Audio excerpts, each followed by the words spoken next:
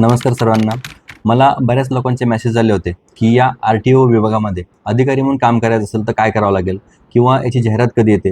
तर आता MPSC कडून यासाठी एक जाहिरात प्रसिद्ध झाली आहे. या विभागामध्ये अधिकारी म्हणून 2 पोस्टने एंट्री केली जाते. एक असते ARTO म्हणजे असिस्टंट टू RTO, जी राज्यसेवेमार्फत पोस्ट भरली जाते, आणि दुसरी असते AMVI म्हणजे असिस्टंट मोटर व्हेकल इन्स्पेक्टर, जी पण MPSC मार्फत परीक्षा घेऊनच ती पोस्ट भरली जाते. ज्यासाठी काल म्हणजे 25 जून 2026 रोजी MPSC कडून नोटिफिकेशन त्यांच्या अधिकृत वेबसाईटवरती प्रसिद्ध झालेलं आहे. MPSCच्या या नोटिफिकेशननुसार AMVIच्या 461 जागा या जाहिरातीमध्ये प्रसिद्ध झालेल्या आहेत, ज्यांच्यासाठी फॉर्म भरण्याची मुदत ही उद्यापासून म्हणजेच 27 जून 2026 पासून ते 17 जुलै 2026 पर्यंत असणार आहेत. आता या पदासाठी इलिजिबल कोण कोण असेल, त्यांच्यासाठी फिजिकल क्रायटेरिया काय काय असेल, कोणतं लायसन्स लागेल, यासाठी तुम्हाला डिटेल या व्हिडिओमध्ये तुम्हाला मी मार्गदर्शन करणार आहे. आता यासाठी इलिजिबल कोण कोण असेल, तर सगळ्यात महत्त्वाचं यासाठी मेकॅनिकल किंवा ऑटोमोबाईल याचा डिग्री किंवा डिप्लोमा ज्या कॅन्डिडेटचं झालेलं आहे ते या पोस्टसाठी पात्र असतील. आणखी सुद्धा काही इंजिनिअरिंगचे कोर्सेस याच्यामध्ये दिले ते तुम्हाला ॲड्समध्ये व्यवस्थित बघायला मिळेल. परंतु सिव्हिल असेल किंवा कॉम्प्युटर असेल किंवा इलेक्ट्रिकल इंजिनिअरिंग असेल तर हे उमेदवार यासाठी पात्र होत नाहीत, कारण या विभागाचं संपूर्ण कामकाज हे व्हेकल रिलेटेड आहे.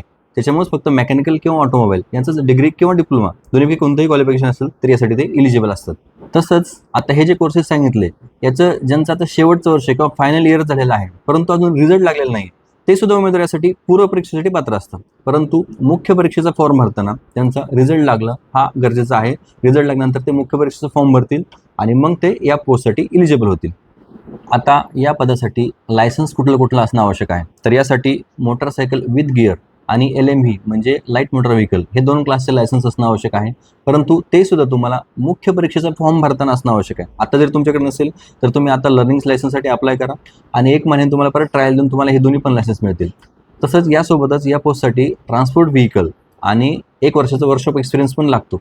परंतु जरी सुद्धा तुमच्याकडे हे हेवीचं लायसन्स किंवा ट्रान्सपोर्टचं लायसन्स नसेल आणि वर्कशॉप एक्सपिरियन्स नसेल तरी सुद्धा तुम्ही यासाठी तुमचं सिलेक्शन होईल आणि सिलेक्शन नंतर तुम्ही त्या प्रोबेशन पिरियडमध्ये हे लायसन्स तुम्ही मिळवून घ्या वाहन चालवून, आणि त्यानंतर वर्कशॉपचा एक्सपिरियन्स साठी सुद्धा शासन तुम्हाला स्वतः तिकडे ट्रेनिंगसाठी 1 वर्षासाठी पाठवत असतं.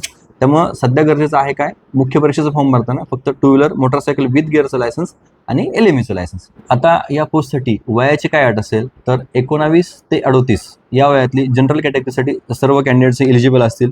तसंच बॅकवर्ड क्लाससाठी 19 ते 43 पर्यंतची या वयातली सर्व कॅन्डिडेट्स हे इलिजिबल असतील. आता यासाठी फिजिकल क्रायटेरिया काय काय असेल, आता युनिफॉर्म सर्व्हिस असल्यामुळं पुरुषांसाठी तुमची उंची किमान 163 सेंटीमीटर असणं आवश्यक आहे आणि तुमची छाती 79 सेंटीमीटर आणि प्लस फुगून 5 सेंटीमीटर एक्सपान्शन होणं हे गरजेचं आहे.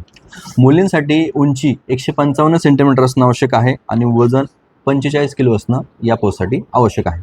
आणि आता ही पूर्व परीक्षेची जी जाहिरात आलेली आहे, ही पूर्व परीक्षा कधी होईल, तर जाहिरातीमधील नोटिफिकेशननुसार यासाठी 27 सप्टेंबरपासून ऑनलाईन पद्धतीने पूर्व परीक्षा ही MPSC कडून घेण्यात येणार आहे. आणि MPSCचा पूर्वचा रिझल्ट लागल्यानंतर परत तुम्हाला इलिजिबल तुम्ही झाले की मग तुम्हाला परत मुख्य परीक्षेचा फॉर्म भरावा लागतो आणि मुख्य परीक्षा झाल्यानंतर या पोस्टसाठी कुठलाही इंटरव्ह्यू होत नाही. मुख्य परीक्षेच्या गुणावरती तुमचं अंतिम सिलेक्शन होतं आणि त्याकडून तुम्हाला MPSC कडून शासनाकडे तुमच्या जॉईनिंगसाठी ही शिफारस पाठवली जाते. धन्यवाद.